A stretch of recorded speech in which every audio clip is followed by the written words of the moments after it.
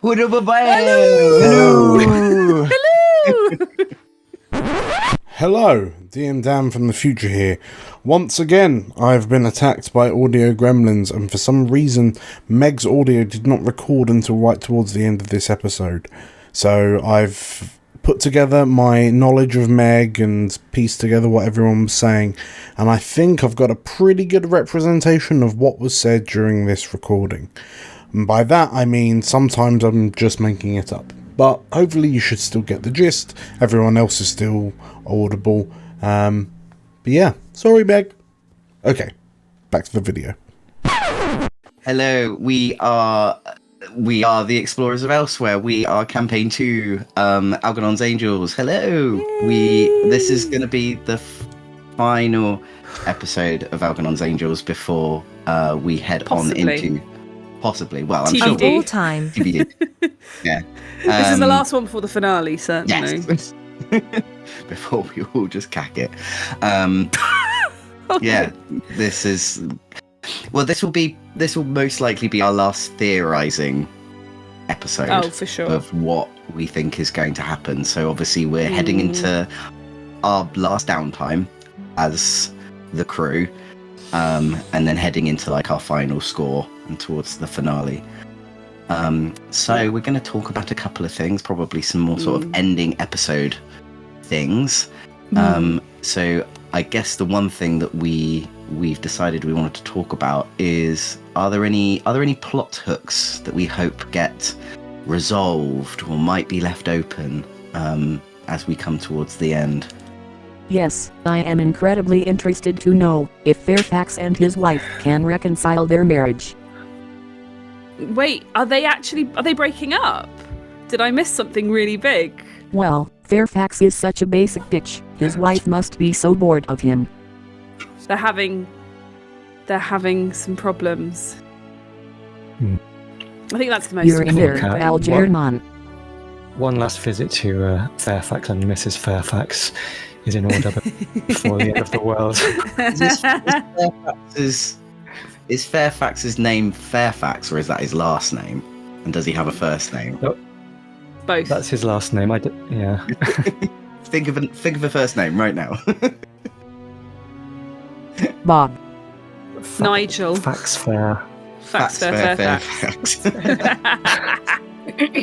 He strikes me as like a character that could become like, gosh, who's the police person in Batman that becomes Batman's like hippie?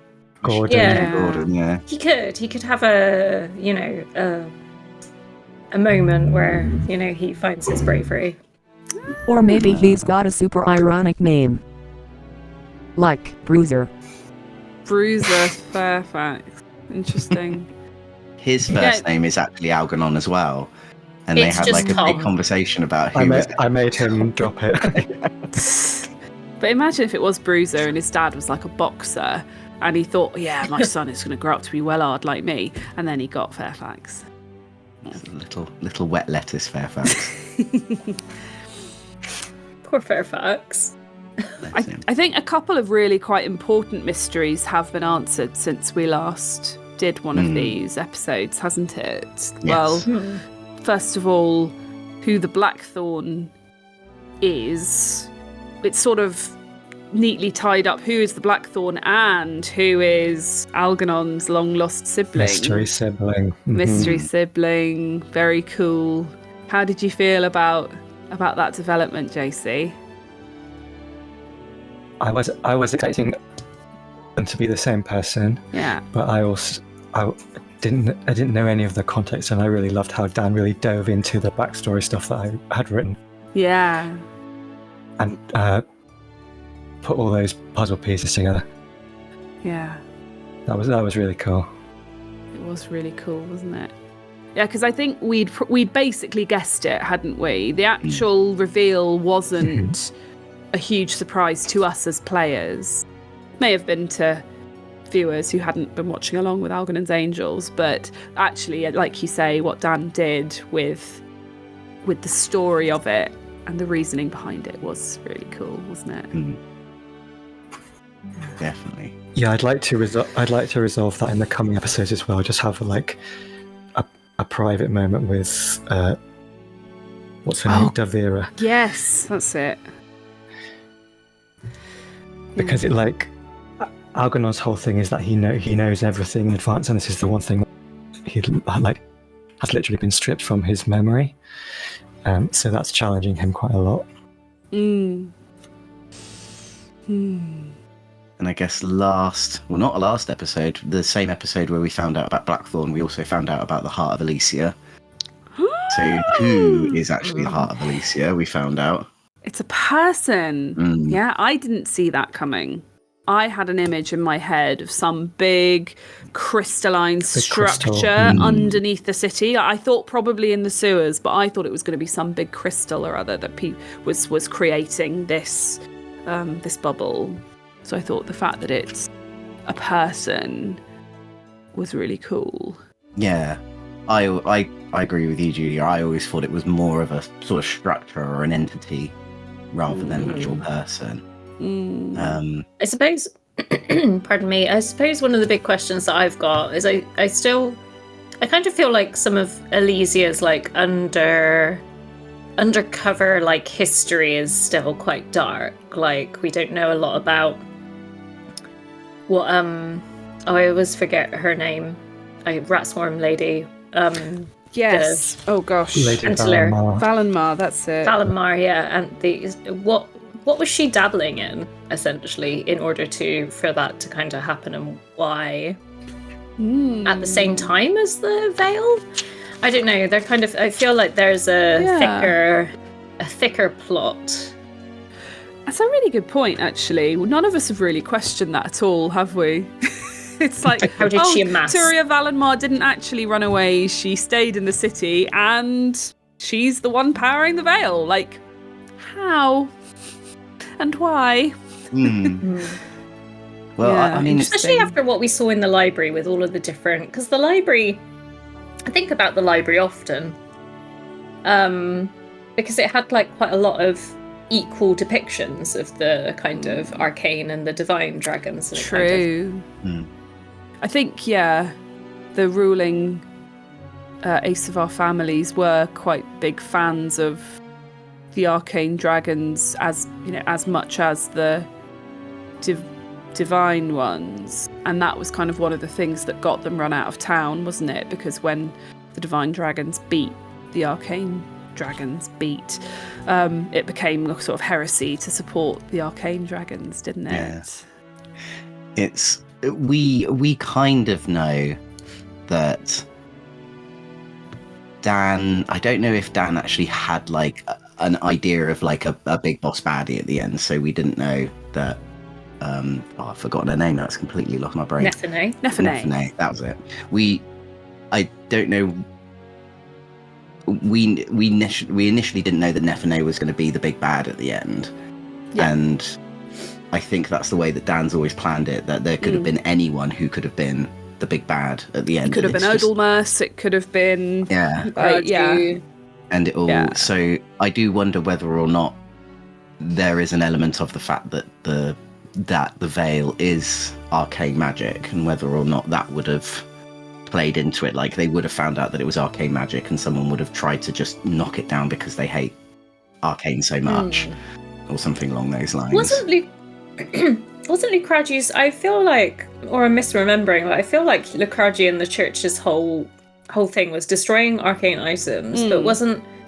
There was like this. I know Odalmus was going outside of the veil to investigate other methods of like protection, but I feel like the faith were as well, like Lucragi and maybe other faith-aligned people were trying to come up with other ways. Yeah, I think they were keen on, because they were obviously, there was the whole Elsewhere in Elysia bit where Lucragi went to the garden keepers to find out how they contacted their god, basically, and I think there was a big thing about that. Them thinking if they murder all the Sangravars, it's going to contact their god, and that they're going to be able to put up a new veil in some sort of sense. I'm not completely sure if that was how it was going to play out. I kind of got that feeling that's how it was going to go. not a big question that we didn't discuss prior to what we had discussed in the episode. Where do we think Taro is right now? What? Being a pest God. somewhere. Being a pest, for sure. That's a really good point.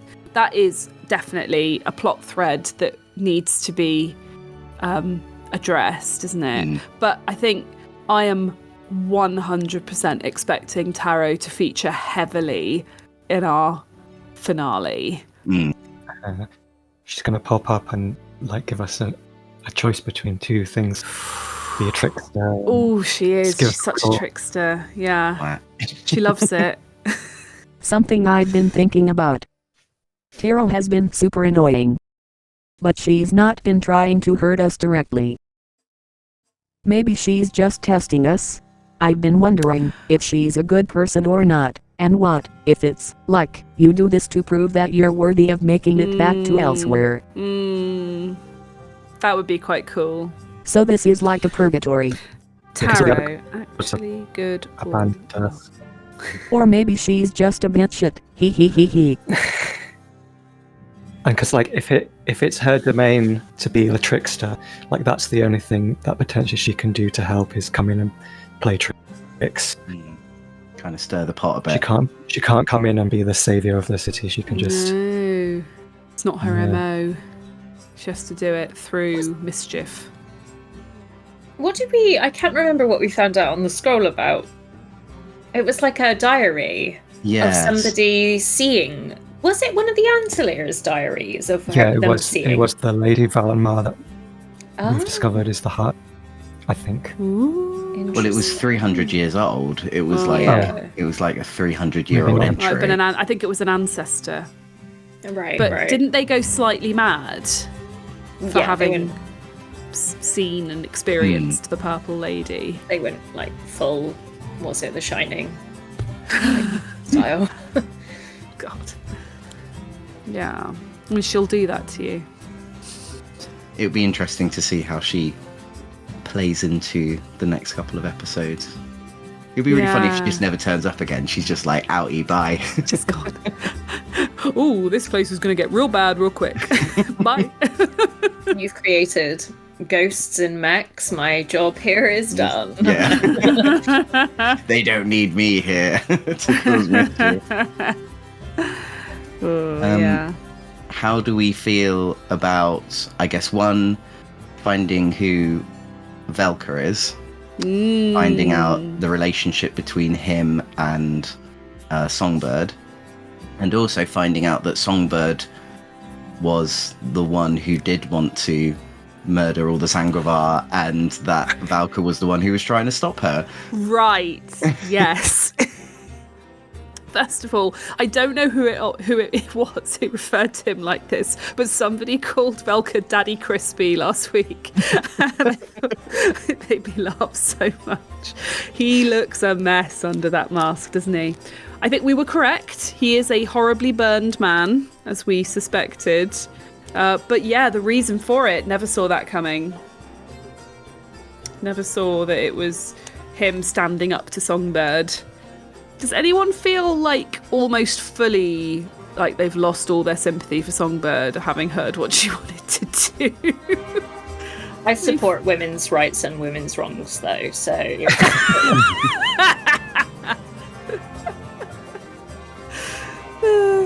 Yeah, she was fully girl bossing her way to murder, so... I mean, she thought she was doing it for the right reasons, though, didn't she? Yeah. But so interesting that,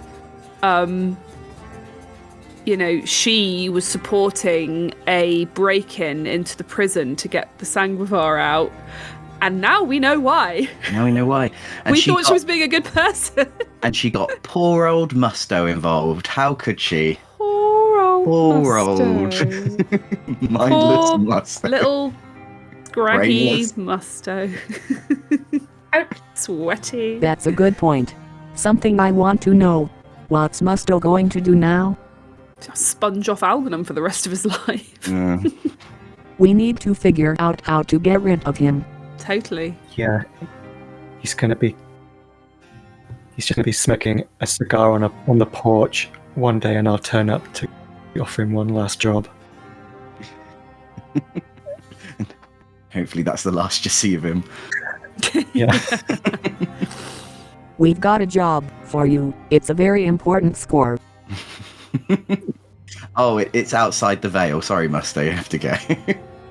Musto's to got it. like big cockroach energy though, like will not like expire no matter what happens. So I feel like Musto will be the one that writes the history book of whatever happens. Oh no, Oh, no. could you imagine? Do you think Written there in was? crayon. Do you think there was ever a world in which we would have gone ahead and killed Musto to keep the faith on side? Do you think there's ever, or if it had been someone else who told us to do it, someone that we were really supportive of, do you think there's any world where we would have done it? No, I don't think we could ever have done that. If anything, Frida would have stopped you, because, like, she actually has a massive crush on Musto. I will fight you all, before we could ever hurt Musto. Right. I feel like The only Killing him would almost be like killing Dan's spirit. I feel like. So I don't think we would ever want to do that. I think The only Musto is the time I- best character Dan has ever come up with.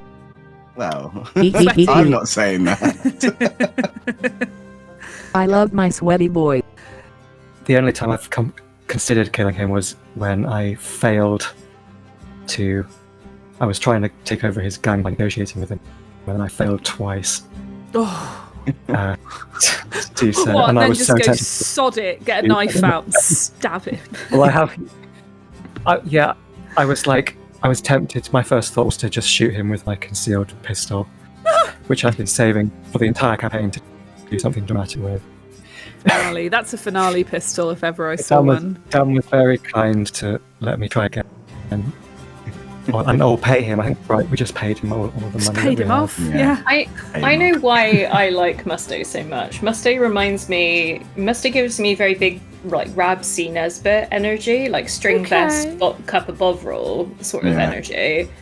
And I feel like, as a sort of, human rights lefty, if we just dispose of the people that are like Musto, that get in our way, I want to convince him. I want to have a Twitter argument with Musto about like what he, like a futile Twitter argument with him. So it feels against like the principles to off somebody that is so sort of oblivious to. I don't think Musto would be on Twitter. He would be the guy who's on Facebook Marketplaces that takes pictures of like his mirror that he's trying to sell, but is actually in his pants at the same time. That's the kind of vibes that Musto gives me. Minions That's hot. memes on Facebook. I want to see the prequel campaign where we see the rise of Musto Van. Like, how the hell did he become leader of a faction? Can I ask a new question to the group? Yes. About how everyone felt about the Garden Keeper's shrine getting burned. You played that so well, JC, about finding a way how we could burn that down without being like massive. Without just calling fiends in. Yeah. To talking a religious order into agreeing to burn their shrine. Amazing. The dice helped me there as well, I will admit. I was rolling unusually well last time. I mean, that's the only way it was ever going to work, wasn't it? I just find it It's amazing. Still, it was You a managed great it. idea, and it's glad that Yeah. the dice were in our favour at that time. Wonder what would have happened if you'd failed. They wouldn't have. Velka would have been just like, no. Another thing Valka asked us to do was find out about the Blackguard.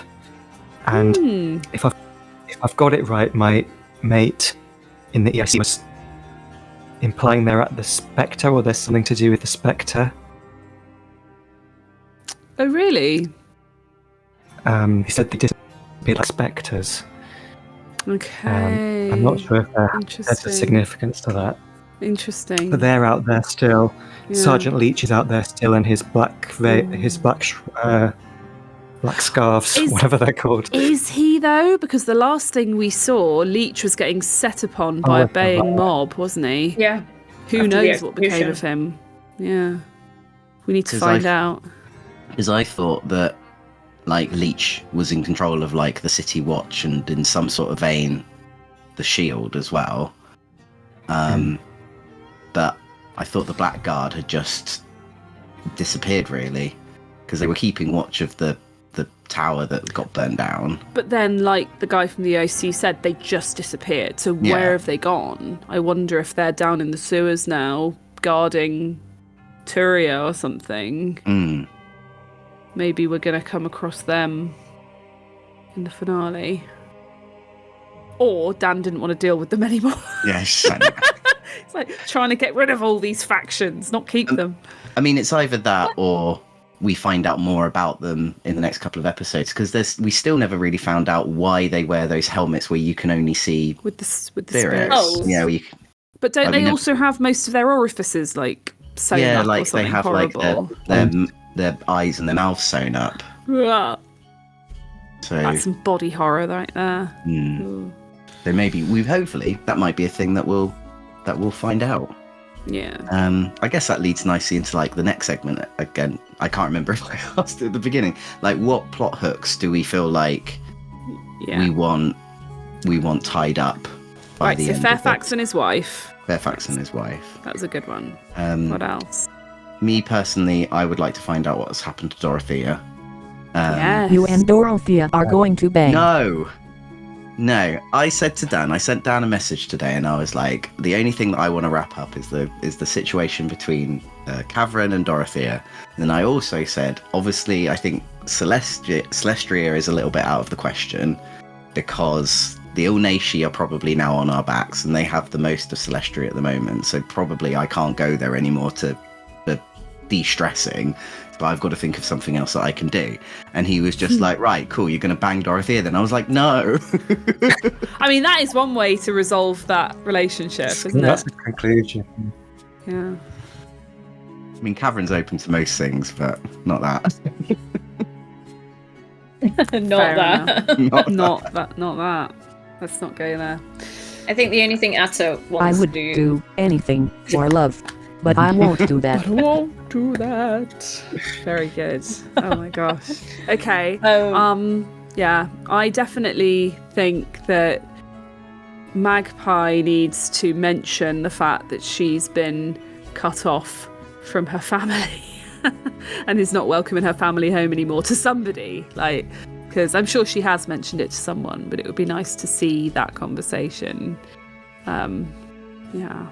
Are you hoping to have more conversations with Samuel? Yeah, definitely. I think now that, she's broken him out of Bell Tower, I think it would be nice to actually check in with him and see how he's doing, because it was a few episodes ago now and there just hasn't been a chance. Yeah. So, but no, I imagine they have talked and he's chilling at, well, is everybody at the manor, Cadwallader Manor? We're just hosting 40 odd Sanguivar in your house? How are we feeding them all? Mushrooms. Just mushrooms. Yep. Just an extra large crate of mushrooms delivered. I love big mushrooms, especially if they are a little bit slimy and stinky. Ugh. You could use them to grow more mushrooms. Yeah, probably. One thing I wanted to bring up is that Frida is no longer a scrub like all of you lot, because I stabbed a bitch, and I'm all like, whatever, deal with it. She fully did a murder? Yeah, and I'm like, not even sorry cause I'm crazy. Have you not done that before? Have you never done that? No, not until then. I've been dying to, all campaign. Finally. The taste of blood is so sweet. Yeah. In the last episode, I decided to stab a bitch, because I can get loads and loads of XP. I could have resisted to not stab a bitch, but Frida ain't no soy boy. I'm gonna be so strong with all of my murder XP, so maybe I'll go on a shanking frenzy. Or maybe it'll be a wake-up call. You would say. Reckless is so fun cause then I can get away with stabbing bitches. The other trauma I was thinking of taking was Cold? Cold. There is a cruel one, I think. Dunno. Vicious. Vicious, that's it. vicious. Ooh. Oh yes, I'd love to be vicious. Yeah. Cause then people would expect me to want to stab a bitch. Speaking of trauma, I think I might, in the next session we're doing is downtime, and I think I might try and push myself for trauma in the downtime. No! It's fun. I can't get the stress. I've been cut off from my voice, so I'll be starting the final score with 2 stress to spare. Whereas if I get trauma now, I go back to the get it beginning. out of the way. Yeah. Join the club. Do it. Errol, how Blimey. about you? Is there anything Atta feels like she needs to tie up? She hasn't. After reading Umi book, I think she had that kind of revelation of what might happen if she thinks. Well, and especially after the last episode, pulling in like a memory. Pulling in Songbird, right? Like as a spectre, like a ghost, to try and fend off the assassin wasn't super effective, but it still was possible. So I think that's now I think Atta was probably a little bit too afraid to immediately think of somebody that she actually cares about to experiment with, which is, I guess, character development for Atta. Yeah, I think she might be pre any cataclysmic final scores, ready to kind of see whether she can contact Grandma. That'd be cool. Yeah. I mean, speaking of Umi's book as well, I guess it's something that we haven't spoken about. I mean, we spoke about it quite a bit in the episode, I think more out of character. But the things that are attacking people are not actually ghosts. Umi thought that they were memories instead, or has theorized that they're memories rather than ghosts, hence why some are more violent than others. Have we had any more theories or thoughts on that? Maybe the void outside the veil, it's some kind of memory magic space. Is there a I still really need to like internalize a lot of the Pantheon magic. Is there like there's not a special kind of dragon that looks after like memories and history and There is a lawkeeper, isn't there? I can have a quick little... Yeah, has anyone got the EOE Pantheon just like handy?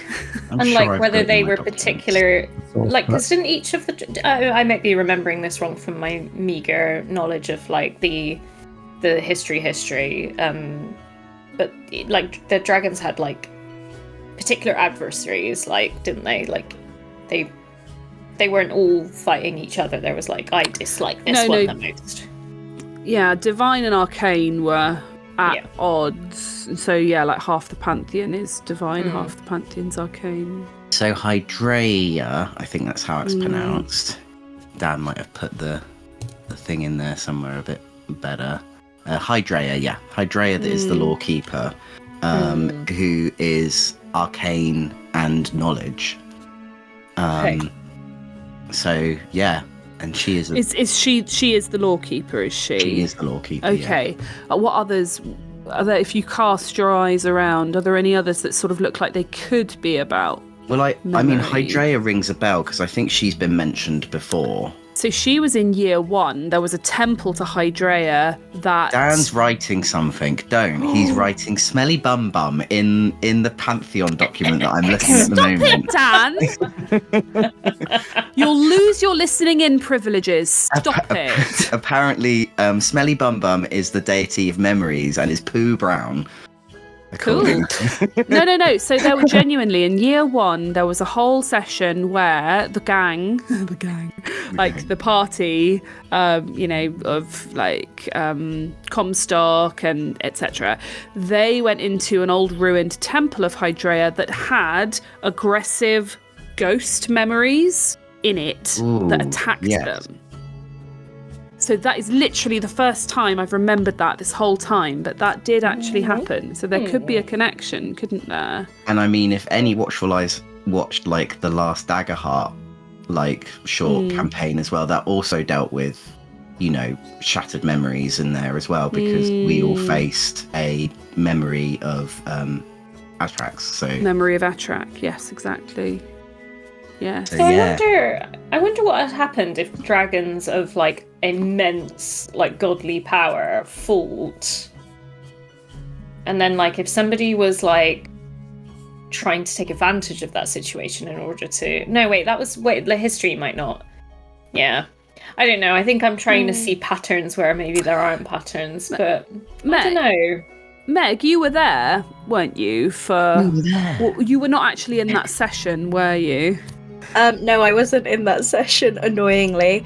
But I came in at the end and sort of brought Atrak with me because I found him wandering in the woods. Yeah. So there was that. That's right. But what do you feel that there could be any link then between this sort of Hydrea, the vengeful memories of the people in the Hydreian temple that attacked the party, and the fact that now we've got hostile memory ghosts attacking Elysia? I mean, to be fair, the temple was full of hostile memory ghosts. So maybe. But they were caught in loops of doing what they used to do, weren't they? They were, but then, you know, maybe the ghosts in Elysia are also caught in a bit of a loop, or rather caught in like a, you know, if they're, or just caught in like one emotion, just that like hate and aggression. You know. If you use the soul sight glasses, you can see the ghosts in the streets doing what they would do. Oh, is that right?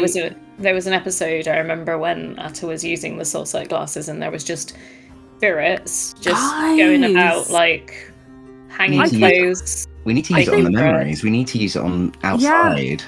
And I think this as a theory, this is kind of making sense that this has some link to this could be some kind of Hydreian memory dimension or something. I don't know, because who knows what has happened to the arcane dragons? They're locked away somewhere, aren't they? Like, you know, we said Hydrea was arcane, was she? She is part of the group of divinity. But she's a divinity dragon. She is a divinity dragon, but she was on the side of Aya and the rest of the divine. But one of her things is arcane and knowledge. That's interesting that she's a goddess of the arcane when she's divine. It's almost as if there wasn't such a schism after all. Anyway. Well, we're probably coming towards the end of Algernon's Angels. Is there anything anyone would like to bring up before we finish? Meg, you had one, didn't you? A sort of what we think is going to happen to everyone. Oh yeah, what did we want to see happen at the end? Like, what are our hopes towards the end? Yeah. Like, I guess, you know, is Elysia going to end back up in where it was, the real world, as it were? Or are we just going to find another way to keep the veil up and keep everyone safe where they are? Or, that sort of thing. You know, if we want to put the conspiracy hat back on for a little bit and refer back to campaign 1, the end of campaign 1 does end with a city appearing in the sky. A city, but yeah. A city. I don't think Elysia's necessarily the only one that got snatched away during the eschaton that disappeared. So it could be any city, couldn't it? How many other cities are like floating in the space? I know, right? Blimey. In soup. But I suppose... yeah. Oh, sorry. Whoever does... Sorry, you go ahead, Errol. I was going to go... No, you go. I was going to take us to it. Oh, okay, because I was just going to say about that. Whoever comes back from whatever space Elysia and potentially others are in would potentially be bringing back knowledge of a very important area of research for, you know, the people of elsewhere. They're exploring this new world after the eschaton, and maybe there are other dimensions that they need to know about. A bit like in classic D&D and D&D settings, you've got things like the ethereal plane and like the various different planes. It could be that's similar in elsewhere as well, and that maybe people didn't even know about them previously, but the people who make it back for whatever reason will be able to sort of shed light on that. for researchers to start looking into. Maybe we'll end up getting a sort of, in the future, we'll get a sort of space travel type campaign or something. Elsewhere in space. But sorry, you go, Errol. Well, I think what Atta wants and what Errol wants are completely different, because I think what Atta started off in the campaign wanting is the same as what Errol still wants. Is I want the Veil to get destroyed. I want to see the absolute chaos of like what Everyone it means to have. Well, even, you know, I guess it's kind of like that thing of like, do you take the boat or do you take the mystery box? Like, and I want the mystery box because I want to know what's in the mystery box, even if it's a turd. Because then I'll know. And who needs a boat anyway? But yeah, I suppose that's what Atta wanted, because she was so convinced that the only way to kind of really get back to people that had gone was to really understand the Veil and find ways to break it down. Like not truly like completely tear it down, but she was committed to that. And then I think she realised like how dangerous it was, and now just wants to keep. So Atta wants to keep the Veil up and wants to keep everyone as safe as possible, whether or not, you know, whether or not that means like the end to her research. She's kind of become a little bit more satisfied with that potentially never being something she gets to do or know. But yeah, I don't know. I kind of get like Donnie Darko vibes, like where maybe multiple like tunnels of like reality can connect. Who knows? I want something super sci-fi to happen at the end, I think. Errol does anyway. Yeah. I think for me, and for Magpie, possibly she feels very torn about this whole situation, because obviously she doesn't want the Veil to fall and everyone to die, but also the alternative is that we keep the Veil up and just see how long we can go till everything collapses, you know? And that doesn't seem like a good alternative, just to keep things the same. I think Magpie will be gunning for change of some type. Certainly not allowing the Valenmars to piss off together and leave everybody to die. But if there is an opportunity to, you know, get everybody out, I think obviously that would be everyone's preference, wouldn't it?